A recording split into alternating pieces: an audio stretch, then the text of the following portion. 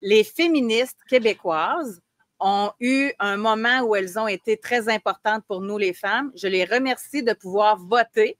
Je les remercie de pouvoir travailler dans n'importe quel domaine que je veux. Sauf qu'à un moment donné, ils sont allés trop loin. Et c'est là qu'elles ont voulu écraser l'homme pour se remonter. Puis ça fait mal à l'homme, j'ai l'impression. Mais c'est tout le temps. C'est tout le temps ça. Il y en a toujours un qui veut dominer l'autre. On n'y arrivera jamais, je le répète. Le meilleur des hommes vaut la meilleure des femmes. Et quel beau couple nous formons. Dans le respect. Dans le respect. Mais oui, les femmes ont écrasé les hommes ici, c'est évident. Moi, j'avais tellement besoin de retrouver les hommes que quand j'allais à Paris pour les salons du livre, ça me faisait du bien de voir les hommes qui me regardaient, qui me tenaient la porte, qui me sifflaient.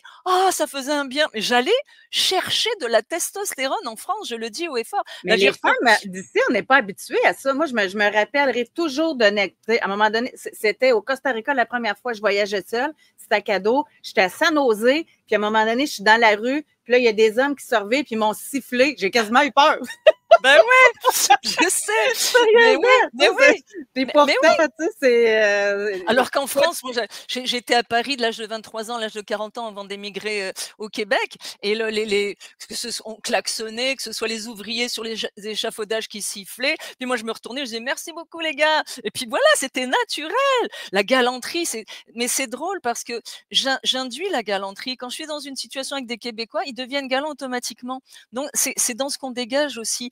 Oui. Et moi, chaque fois que quelqu'un est galant, je le remercie. Et quand un homme est galant, je vous remercie beaucoup, quel que soit l'âge qu'il a. Parce que la galanterie, c'est une attention sans intention. C'est une de mes clientes qui avait trouvé cette formule, j'aime beaucoup. C'est une attention vers une femme sans intentions. C'est-à-dire que c'est les femmes qui pensent que parce qu'un homme leur tient la porte, les invite au restaurant ou leur soulève la valise, ils pensent que ces hommes-là veulent en faire leur casse-croûte. Elles sont bien prétentieuses. Hein. Elles sont bien prétentieuses. Donc, quand un homme a une attention envers une femme, mais c'est magique. Moi, j'adore. Mais maintenant, j'ai 63 ans et demi.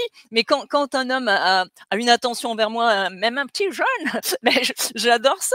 Il y en a un qui m'avait porté ma valise pour descendre les escaliers en Belgique, mais j'ai trouvé ça extraordinaire. Et vraiment, je vante les mérites de la galanterie parce que, messieurs, soyez galants. C'est une forme d'intelligence et de courtoisie envers les femmes.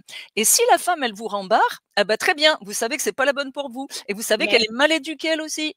Et si j'allais justement en parler, dans notre époque, dire un compliment à une personne peut être considéré commercialement sexuel et c'est criminel, je préfère maintenant rien dire. Vous avez récolté ce que vous avez semé. Vous avez raison. C'est vrai. Vous avez raison. Juste de regarder, juste de s'asseoir les jambes ouvertes. Il y a des reportages dans les journaux par rapport à ça. C'est comme une incitation à la sexualité. C'est rendu complètement fou. Et je suis contente qu'on en parle de galanterie. Moi, j'ai toujours apprécié ça, vraiment. Et ce qui m'horripile beaucoup, c'est qu'il y a des hommes qui n'osent plus la galanterie parce que les femmes, je suis capable de me l'ouvrir la porte. Je suis capable. Tu sais, c'est quoi cette crainte-là? Oui, mais attendez, les gars, moi, je vais vous rassurer sur un point. Moi, là, une femme qui se met à moitié nue sous le nez d'un homme, écoutez, les filles, là, laissez les hommes regarder ce que vous déballez. Hein. Ça, là, c'est une logique. Mais ces mêmes femmes qui disent « Oh mon Dieu, je veux pas… » Mini-jupe qui ressemble à une ceinture, puis un décolleté jusqu'au nombril, et qui veulent pas que les hommes les regardent, sauf celui qui leur plaît. Parce que celui qui leur plaît, qui les regarde pas, le traite d'homosexuel.